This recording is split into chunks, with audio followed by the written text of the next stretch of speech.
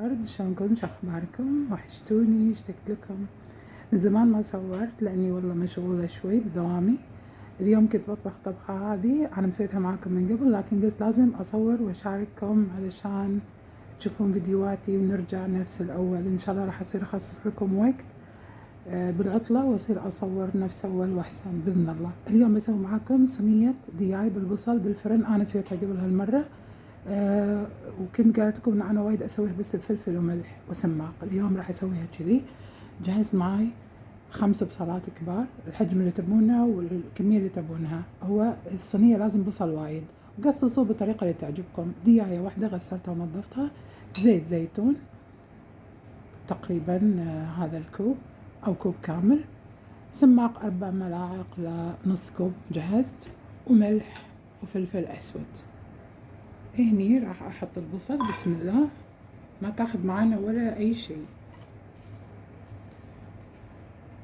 راح احط بسم الله السماق، راح احط الزيت بسم الله،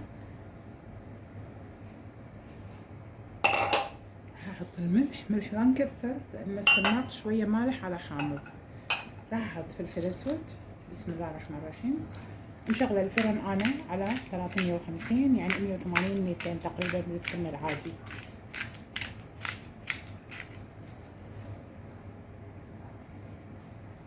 راح احركهم مع بعض بسم الله. ما راح نحط ماي نفس ما دايما اقول لكم.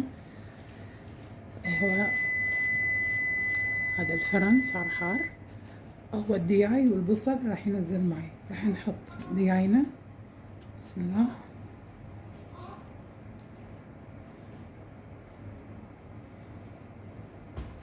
راح احركهم مع البصل كذي عشان ياخذون طعم البصل وزيت الزيتون والسماق. راح افركهم وارجع لكم.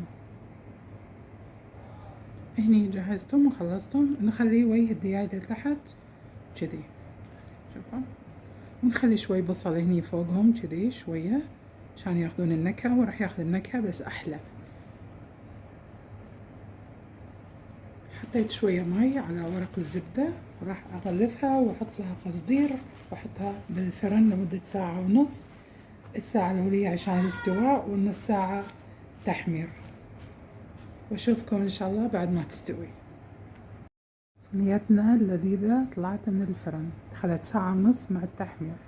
الريحة ما أوصف لكم، خيال خيال، روعة. ريحة زيت الزيتون والسماق، شوفوا تبارك الرحمن ما شاء الله.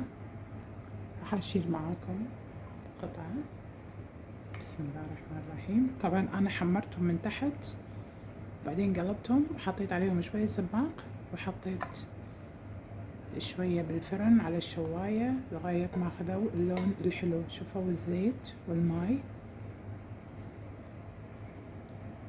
ما شاء الله.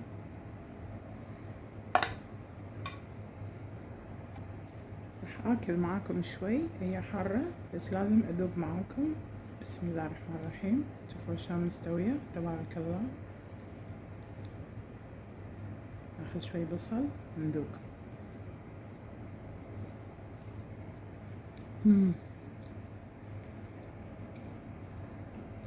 مو طبيعية، تينن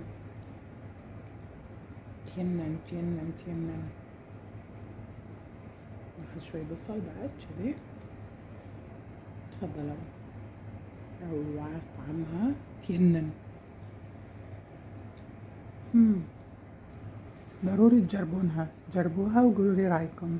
علينا وعليكم ألف ألف عافية. أشوفكم فيديو ثاني بإذن الله برعاية الله.